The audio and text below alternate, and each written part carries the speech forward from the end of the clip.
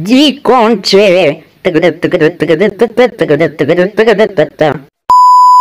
Днес е Гранушков ден и баба Гранушка има имен ден, ей!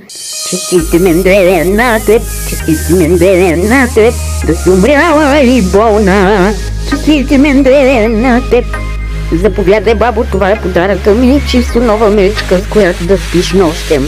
Ето тук малко излагах, откраднах я от тебе. Прави каквото искаш с него, само не го навирай там, където си навряла половината предмети в къщата. Бабо, разбирам, че имаш имен ден и си развълнувана, обаче моля ти се, успокой се малко две.